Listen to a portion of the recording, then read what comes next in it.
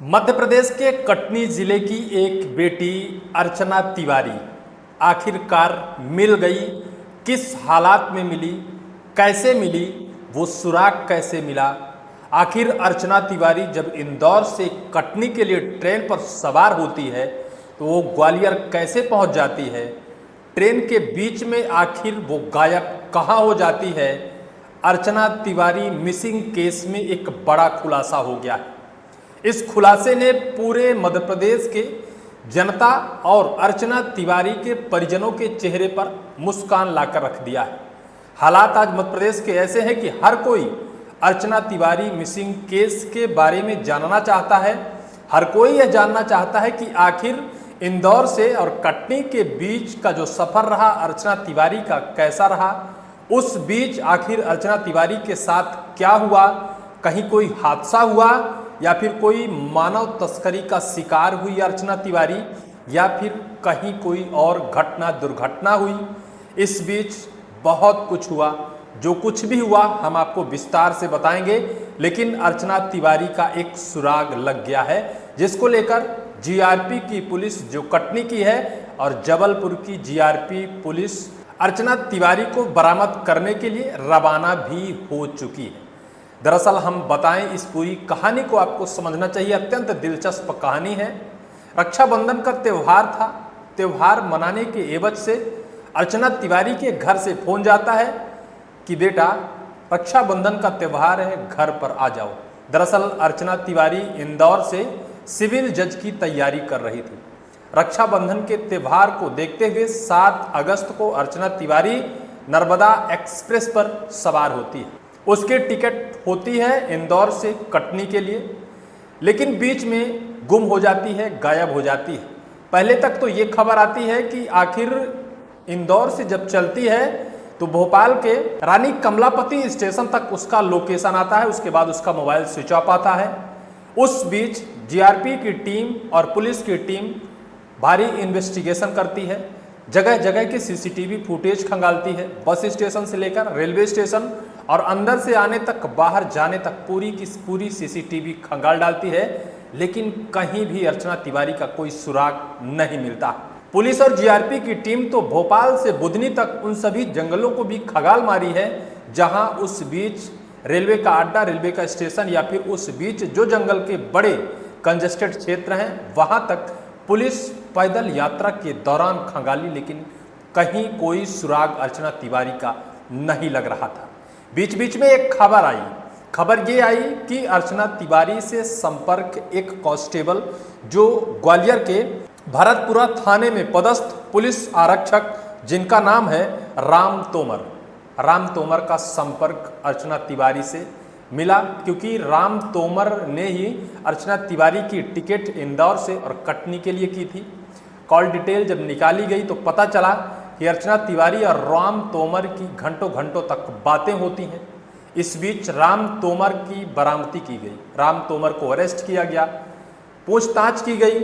पूछताछ में कोई खुलासा नहीं हो सका। राम तोमर का कहना था कि पहली बार हमारी मुलाकात हुई, पहली बार हमारी उससे बात हुई, हमने टिकट बनाकर तो दे दिया, कहाँ जा रही है, क्या कर रही है, हमसे इससे कोई मतलब नहीं रहा। राम तोमर ने कहा कि अर्चना तिवारी का संपर्क ग्वालियर के एक थानेदार की बेटी से भी संपर्क था। राम तोमर ने ही यह खुलासा किया है। आप इस पॉइंट को नोट करिएगा, राम तोमर किस तरह से इस जाल को उलझा रहा है। राम तोमर ने बताया कि ग्वालियर के एक थानेदार की बेटी से अर्चना तिवारी का संपर्क है। पुलिस उलझन में है। पुलिस आज भी ढूंढ रही थी कि आखिर अर्चना तिवारी को जमीन खा गई या आसमान निगल गया। लगातार परिजन परेशान हो रहे थे। परिजन सीबीआई जांच की मांग कर रहे थे। परिजनों को आशंका थी कि अर्चना तिवारी के साथ मानव तस्करी हुई है या कहीं कोई घटना दुर्घटना हुई है या फिर अर्चना तिवारी के साथ कुछ ऐसा हुआ है जो वास्तव में मानव और मानवता के खिलाफ है। लगातार परिजन परेशान हो रहे थे। परिजन के साथ साथ आज 12 दिनों से ये खबर हर इंसान की नज़र में है। हर मध्य प्रदेश का वो शख्स जानना चाहता है कि आखिर अर्चना तिवारी को जमीन खा गई या आसमान निकल गया, क्योंकि अर्चना तिवारी का कोई सुराग नहीं मिल रहा था। आज यानी 12 दिन बाद अभी से 2-3 घंटे पहले एक खबर निकल कर आई, जिस खबर में यह खुलासा हुआ कि अर्चना तिवारी मिल गई है। अर्चना तिवारी है कहाँ, किस हालात में है, वहाँ कैसे पहुँची, किसे उसने पहुँचाया, या फिर वो खुद ब खुद गई है। अगर इंदौर से कटनी के लिए अर्चना तिवारी ने टिकट खरीदी थी तो फिर इंदौर से ग्वालियर आखिर सिविल जज की तैयारी करने वाली छात्रा अर्चना तिवारी कैसे पहुंच जाती है, इसका खुलासा हाल ही में हुआ है।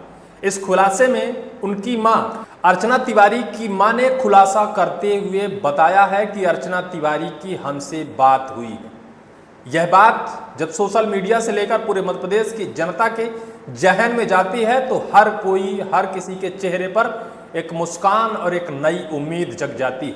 आखिर सिविल जज की तैयारी करने वाली अर्चना तिवारी के साथ क्या हुआ है, उसकी मां ने आखिर क्या क्या बताया है। हालांकि इस पूरी खबर में महिला सुरक्षा को दृष्टिगत रखते हुए जो हमको पता है वो भी मैं आपको नहीं बता सकता हूं।